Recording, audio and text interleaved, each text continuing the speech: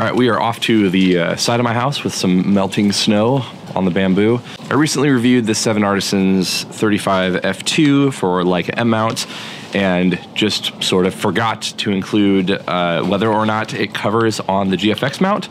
So what we're gonna do is just take some sample shots real quick, and I'll let you know how it looks, if it covers, and if it's something that if you have one system or the other, you should consider. So yeah, I'll also say, clearly so small. So it was almost comical taking my Minicon 65 1.4 off and putting on this 35 f2 because it's like, yeah, hilariously small. And also, it's not my favorite, definitely, but this actually is the 7 Artisans adapter too. Apparently, this would be the combination that they would have you use. It's definitely not the best adapter. It's got a little bit of play, but I mean, it works. Okay, so here is what we're actually looking at when we pull up the images from the GFX. Now these are with some minor little corrections that I've done over here. So if we look over specifically at lens corrections, it's the only thing I've really done, and just kind of maxed out vignetting and the midpoint to move it over. You could also mess with distortion because I'm not sure, but it looks okay.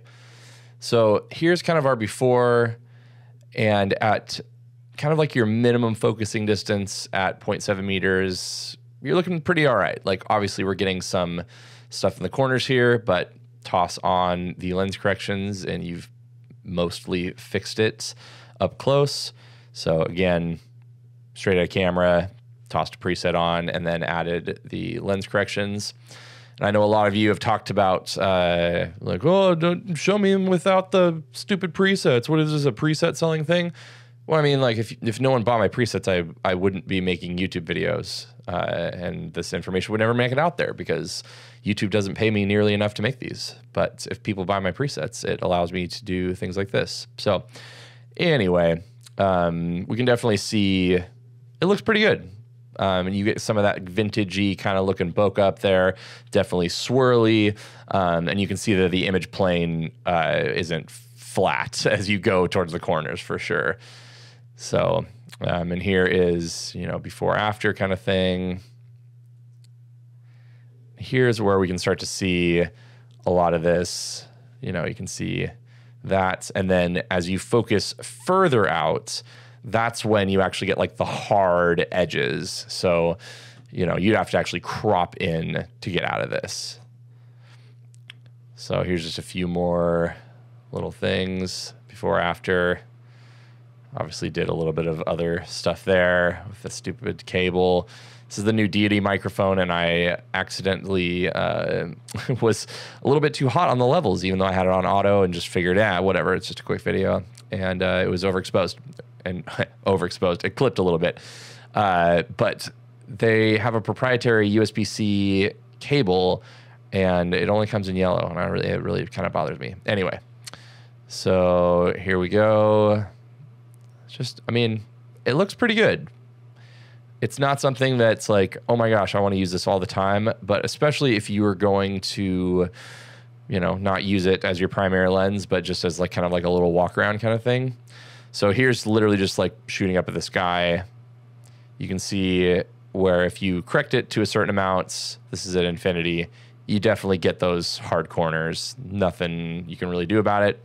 That was at f2, this is at 5.6. So you can definitely see you have to crop in a little bit if you want completely clean corners.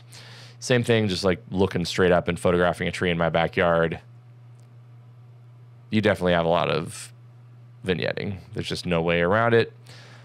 But you're, you know, sticking a tiny little lens on there. So here's kind of how it looks like. You can see it swirling at the bottom here. And then, you know, your corners aren't perfect, but if you crop in a little bit, so this is just like just the corrections, no other presets or anything. But you can see that it like does a pretty decent job. It could be worse for sure. Again, is it going to be the best bet for something on the GFX? No. But does it work? I mean, debatable depending on what your preferences are, right? So anyway, hopefully that was helpful. I had way more requests than I was anticipating about the coverage of this lens on the GFX. So figured I would toss it out there for all of you. Again, hopefully that's helpful, and I will see you all on the next one. Let me know if you have any questions. Thanks.